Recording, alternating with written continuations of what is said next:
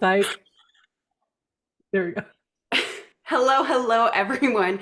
You are in for a treat. We are giggling today because we're talking about outfits for camera. We're talking about lighting and mics, and just we're having a good time today. And I'm so excited today to introduce you to someone. We were just having an amazing conversation talking about songwriting and creativity and writer's block and all kinds of things, the things that you deal with when it comes to marketing and copy and even your creative endeavors on the daily, right? So, with no further ado, I am so excited to introduce my dear friend, Annelise. Annelise, welcome. Hi. Thank you so much for having me. I'm so excited you're here. Now, Annelise, can you share a little bit with us about your background? Because you are a prolific songwriter, singer. You've worked with some of the biggest names in pretty much every single part of music as a whole, right? You just brag on yourself because I want people to hear what you've done. It's amazing. Okay, thank you. Yeah, so Annelise Lecheminant is my artist name, and I know that last name is a mouthful, but I figured people learn to say Schwarzenegger so they can say Lecheminant. That's a good Um, truth. yeah, That's why I always skip it because I'm like, what if I say the wrong thing at the last second and my brain glitches? But I'm like, Annalise is here every it's all time. good. It's all good. I would do the same. I'll be like, oh, I can't say that. Um, Anyway, so I've been a singer-songwriter for over 25 years now. I mean, I started music when I was 4 years old, playing violin, and then I played piano. And then in my 20s, I decided to teach myself guitar because lugging a piano around was like it was too heavy. Yeah. So I started learning guitar and ended up in Nashville because I had some vocal problems. And I ended up in Nashville working with a voice coach named Brett Manning. He's a brilliant voice coach, and he was the only one out of a bunch of them that I'd gone to who could hear the problems in my voice. So I went to him and studied in his studio for about 4 years. For a lot of that, I was taking lessons like twice a week because I couldn't handle like a full hour. He would do like half-hour lessons because my voice was like really had I had some issues that needed to be sorted through. But I came out so much stronger in the end Yeah. and decided to start recording my music. I was writing and doing songwriting or songwriters rounds in Nashville like Yeah. every week. I would go and perform at these writers rounds. Um, and while I was in Nashville, I released 3 albums. Excuse me. Cut that. That little, yeah, phlegm Little foot bubble. monster. You gotta love I have a it. remedy for that, but I didn't bring it out here. The singer's remedy. Um, but I released 3 albums in Nashville, and then I was there 7 years. And then well, as I was recording, I ended up kind of gathering this really incredible band to record my music. And these guys, if you say their names in Nashville, like in the music scene, like people know who they are. Gary Lunn is my bass player, Steve Brewster is my drummer, and Paul Allen is my guitar player, and my producer is Matt Wilder. And they're like the dream team. Yeah. And I have to like pinch myself every time I'm like, are they really working with me? Like, and back then I was like totally blown away because they're so good. And I To give some remember, context real fast for anyone yeah, listening, by the way, I went and Googled each of the members of her band, and when I say they are well known, like they've worked with some of the like literally the biggest names in music. True? true. So Truth. Gary is Dolly Parton's bass player. Yep. Steve has played for her as well. And I can't even like, I mean, they've worked with Idina Menzel and Jewel and like, I Uh, mean, and the list is like endless. yes. And they like Paul has toured with Big and Rich and lots of other people. Like I can't remember everybody that they worked with. I just know they work with me. No. Love that. But they're like my dream team, and I've been working with them for so long that they know my music and they know the quirky things that I like. And like Steve is like, oh yeah, you like lots of toms, and he goes crazy on the toms. So it's really become this really incredible thing to work with them. And my producer like knows me so well now that like he's like one of my best friends and we chat all the time, whether we're doing music or not. Um, but because of that, like Mhm. it's one thing I get to do with my students is if they want to record, I can get them to these guys and they will record their music. And it's really incredible to be able to share them. And because they can't do anything wrong, like they're just so good. They're that good. So, I love those people like that. Annalise is super plugged into not just the Nashville scene, but the music scene as a whole. And something that her and I've talked about actually quite a few times is how kind of like for every single type of industry and business, like you experience this creative block. It's not just writer's block, but there's this creative block. I know that musicians experience it. I know that writers experience it. Business owners don't give themselves enough credit. We experience it too. How do you see creative blocks coming up, not just in songwriting, but in writing as a whole? Because you and I were talking about how everyone is a songwriter, everyone is a writer, everyone is a creative. It doesn't have to be excellent, it doesn't have to be the next Adele song or Billie Eilish song, but everyone can work through creative blocks, right? exactly. Yeah. Yeah, I think that the creative blocks come from um, one, not trusting yourself. Ooh. And another is kind of just that internal editor that is just, nah, that's not good enough. Or, Yeah. oh, that sounds stupid. Don't write that. Uh-huh. And one way that I've taught my students, my songwriting students, is just turn off. I call it the Bruno in their head from the movie Luca. Like Yeah. Luca's gonna, Silencio, Bruno. yeah, Silencio, Bruno. a Yes. Bruno in your head. That's why he won't like ride his bike down the ramp or something like that. And he's like, you got a Bruno in your head. So you got to like turn off the Mhm. Bruno in your head Yeah. and that voice. And one of the exercises I give my songwriters when they first start with me is to write a breakup letter, like write a breakup song to their inner critic. I did not, you have not shared this with me. I did, you know, Stop, drop. Whether you're listening to this on the podcast or on YouTube, stop, drop, and implement this exercise.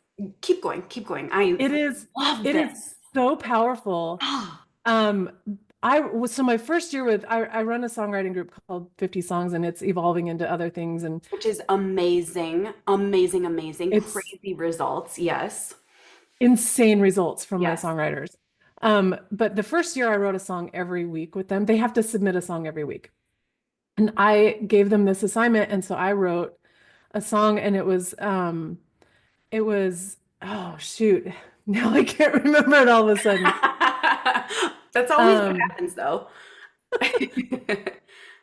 oh, how does it go? It'll come to me in a minute. Mhm. Oh my gosh. It was like a bluesy song. It was about um I might have to pull it up and just look at it real quick. But it like that helped me like kind of get through that like yeah, Yes. you know what? This is not serving me Mm. at all. And it helps them to like really let go of that internal editor, especially when they sit down. I have them do what's called object writing, and that was started by a Berkeley professor named Pat Pattison. And And I want us to actually talk about that because I feel like every single person who writes even a single line of copy or a caption or a hook on text, like text on a reel, needs to know about object writing. Annalise, what is it? yeah, so object writing is basically sense writing. So it's timed writing where you sit down and you pick an object. I mean, it could be anything like a Yes, mug, I'm here. and you got the colors are right. Yes. But you take that and you describe it using all your senses, sight, sound, taste, smell, touch. And then there's a couple of others. There's kinetic and organic or like emotional, like how it makes you Yeah. feel inside. Yes. And the kinetic is how it like moves in space. Mm.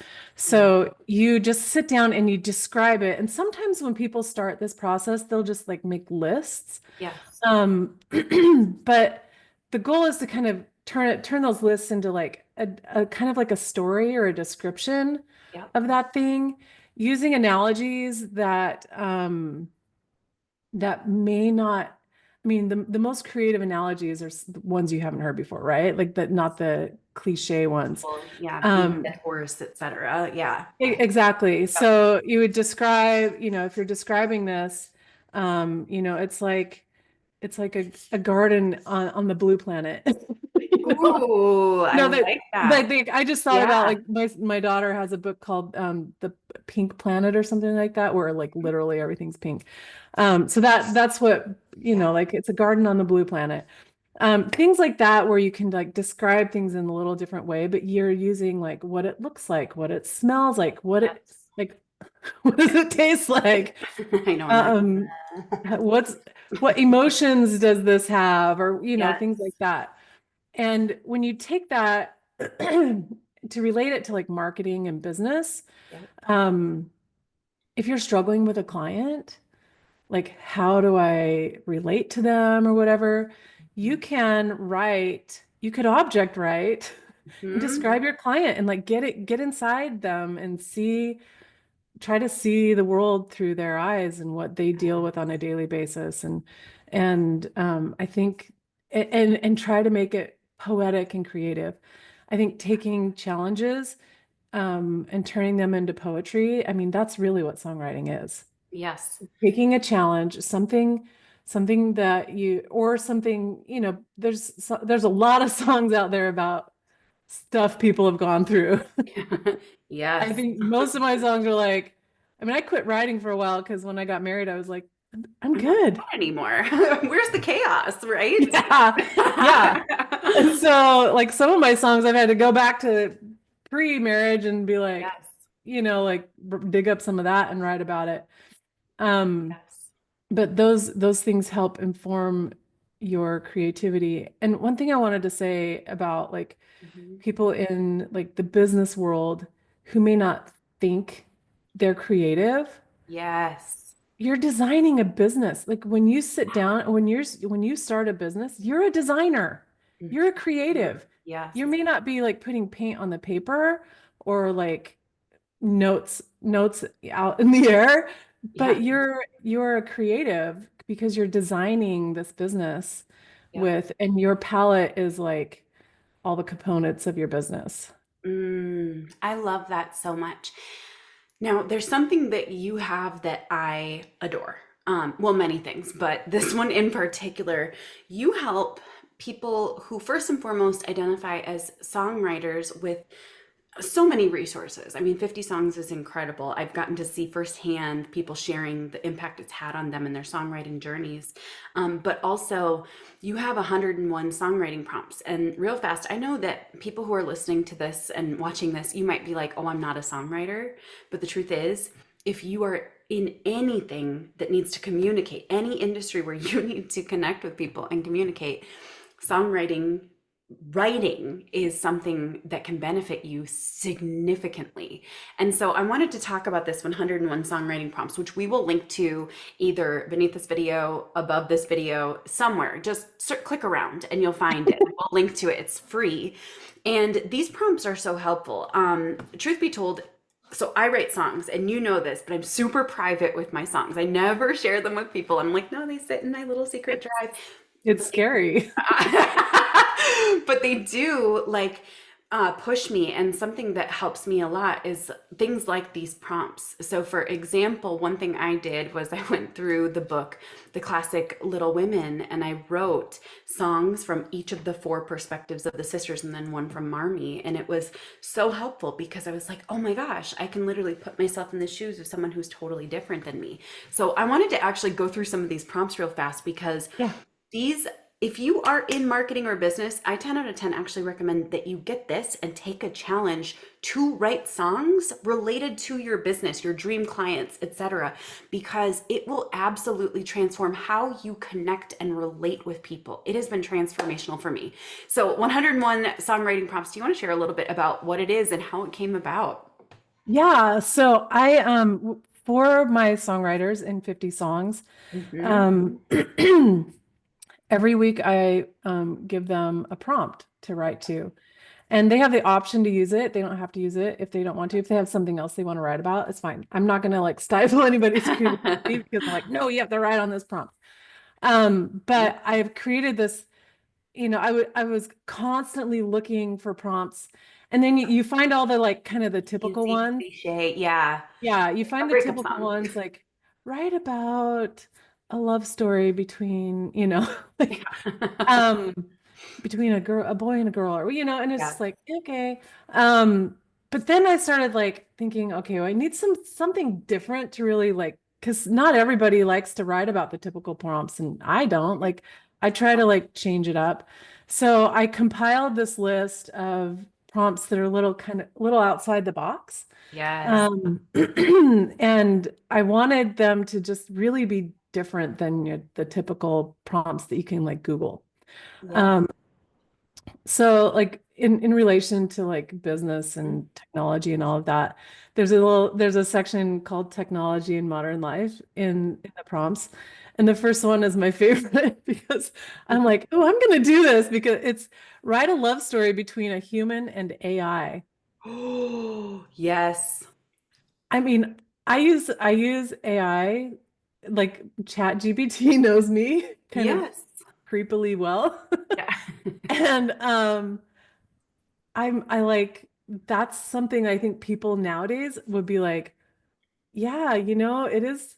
And those songs could be really cool because it's like, I love you, but I shouldn't. And this is weird because you know me so well, Yes. and but you're not a human. And I those love kind of things that. can pull up some really interesting, could pull up some really interesting songs. Yes, and it brings up so many good new dynamics that business owners, marketers, like we're wrestling through right now, that push and pull. And it kind of reminds me of like the movie, was it Her, I think, with Joaquin Phoenix, where he falls in love with Siri. And those prompts can sometimes make you think differently when it comes to marketing and your emails, like how you're connecting with people. There's two more categories I love in the 101 songwriting prompts. One is loss and grief, because there are things that are inside of me that I've never shared. Like, for example, when my dad died, I remembered desperately searching through his room, hoping he left like a letter for his daughters, like an instructional goodbye letter. And I don't know why I was so convinced it was there. And I searched through all of his belongings, just hoping there was more, and there wasn't. And I don't share that publicly, but these prompts allow me to explore these different parts of life. And it's something I recommend everyone do. And here's another one, like no, section 8, which I love, is celebration and joy, and talking about like the celebration of a personal milestone. I don't think I've shared this with you, Annelise, but this is an exercise I do with a lot of like my one-on-one clients. I'll actually have them write a day in the life of their ideal client, and it's similar to this section right here, like the ideal version and the nightmare version, because both exist. So these prompts can actually make you a better marketer and copywriter, because everything is all just like connection and copy. That's what it comes down to, including music, which is wild. Yeah. And one thing I do with my singer, because I'm also a vocal coach. I don't think I said that earlier. I've been coaching singers for like 15 years now.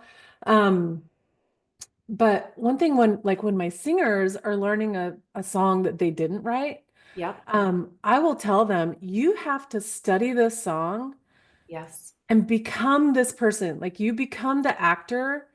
Yep. Like a good actor will study their character so in depth that they can embody those kind of personality traits and quirks and things that the subject that they're embodying has. So I was working on the national anthem with one of my students yesterday, and I said, what can you imagine writing this song? Like, what would it feel like? Yeah. Write the national anthem. And like, I mean, the author of the national anthem has been dead a long time, Mhm. but is he still up there going, holy crap, I can't believe like that song has been sung so many times. I did not see that coming. Like Yeah. how and Yeah. what inspired him? And did he cry while he was writing it? Mhm. Like, were there tears? Like, how did they feel when they wrote this? Like, it's Right. such a powerful song. So when you write a song about something or someone or like your pain or your things, putting all that to poetry is Mm. so therapeutic. Yeah. And if you're writing about your clients, um, you're it's like you're becoming the actor in their movie. Like Yeah. you're playing them for a few minutes and really getting a deeper understanding because music music hits the soul in a different way than Yes. like Yes. poetry. Like Anything poetry else? can hit Yeah. the soul, but as soon as you put music to it, it's like so universal, Hmm. um, that it's like a deeper, it just sinks deeper, I think. Yeah. I think so too. And another thing that I've really noticed across the board is that most people, so I've noticed this with books, and I'm willing to bet this is almost 100% the same with music. Everyone seems to think you almost have to wait for like a permission slip to write a song or write a book. Every single time I've been writing a book, people will be like, "You're writing a book? That's crazy." And I'm like, "Why? You just sit down and type. You just bang out some words and then you make it better and then you make it better and repeat 20 times." Do you feel like a lot of people have this assumption that like they don't have permission to write a song for whatever reason? It's like they're waiting for someone to say like, "Here's your golden ticket to Hollywood, go write an album," you know? Yeah. Yeah, I think a lot of people wait for inspiration. And Yes. the reason I know that is because I did. When I left Nashville, for whatever reason, like that creative energy that's in Nashville stayed there when I left. And I struggled to write, but I was Yeah. also like not 100% like consistent about writing. Ah, And it was about 10 years that I only wrote like two or three songs. And I was like, I miss songwriting so much. I mean, I had babies in there and life was kind of like crazy. yeah. Um, but when I had the idea of starting 50 songs, it was really because I wanted my own accountability Yep. to write more. And so I'm like, I'm going to gather my own accountability group and they're going to pay me to teach them how to songwrite and I'm going to write with them. Yes. And the thing that I found is that like I had to turn in a song every week because I was the leader and I had to prove that it could be done. Mm-hmm. Um, I found that the more I exercised that the creative writing part of it, the better it became. And one interesting thing from one of my students in the first year, he said, at first it felt like I was learning a different language.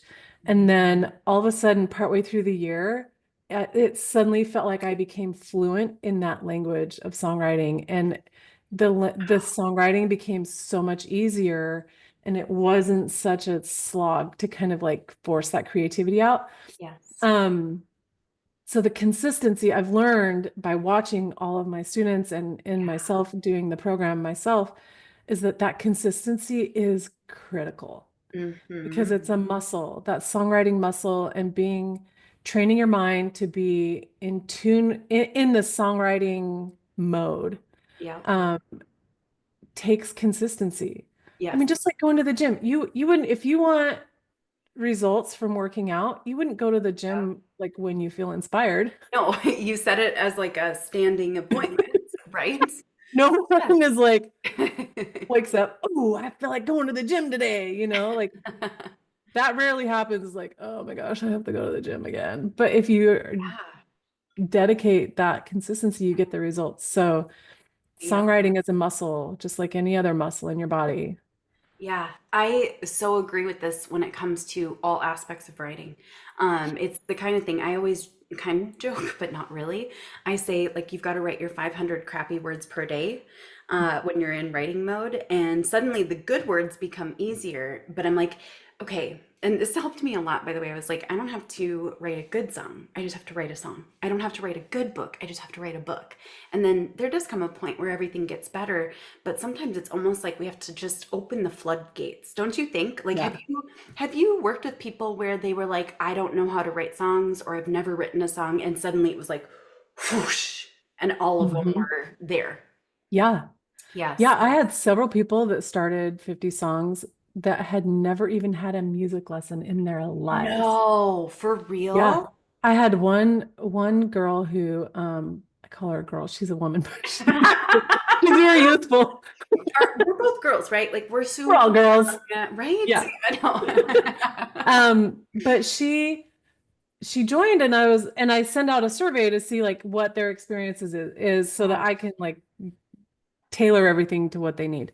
Yep. And she's like, I've never had a music lesson in my life. And the next question is like, why did you join? Like that's one of the questions. Yeah. Why did you join 50 Songs? And she said, I work in the legal department of my company and it's very cerebral and I just wanted to do something creative. Yes. And and so I was like, ooh, this is gonna be super interesting to see what Yes. she writes. And I was floored, absolutely floored Wow. by her music. Like her voice was gorgeous. It was raw and untrained, but gorgeous. And she submitted her first song, and I sat there and cried. I was Oh, I love like, are that. you kidding me? Like, she has so much. Like, Yeah. she'd been through a lot of crap in her life, and it all came out that year. Like, she put it all to poetry and wrote these songs that were like so real and gritty and beautiful and all those things, and never having had a music lesson in her life. Unbelievable. And her Yeah. dedication to it, I mean, she would miss some submissions, but she always got caught up and she was one of my finishers. She finished all 50 songs. Oh, that's such a cool story. Now, I'll just tell you, for anyone listening to this, it does not matter whether you plan on being the next great songwriter. You take this challenge, all of your copy will get better. Like you will For become sure. better, no question. Like I would personally guarantee it as long as you take action because it's like when you start seeing the world through creative words that express emotions, like it changes everything, every conversation, everything that you write down in any Google Doc. Yeah. And one piece of 50 songs that's a really critical component of the system of the program working is that they have to give each other feedback on their songs. I love that. So in giving their feedback, they are Yeah. learning. They have to like listen to other people's songs, go through their lyrics, and Mhm. really like give feedback. And that helps solidify all of those things that they're learning. Mhm. Um, and I think that's one part of it that really catapults. Like the people who gave the most feedback were the ones who really progressed. I love that. For those of you listening or watching, we are going to link to the 101 songwriting prompts. You can get those for free, and also to the 50 Songs Challenge, which is a part of the Envolée Music Academy umbrella. So we will link to those in the show notes or in the bio or above or below this video, in one of those great places. So, Annalise, Yes. thank you so much for joining me today. This was Thank awesome, and I you. think there are going to be some people who suddenly discover a love for writing again. I hope so, because it's so fun. So fun. It's one of my favorite things as well. So thank you so much. We'll catch you guys in the next episode. Bye for now.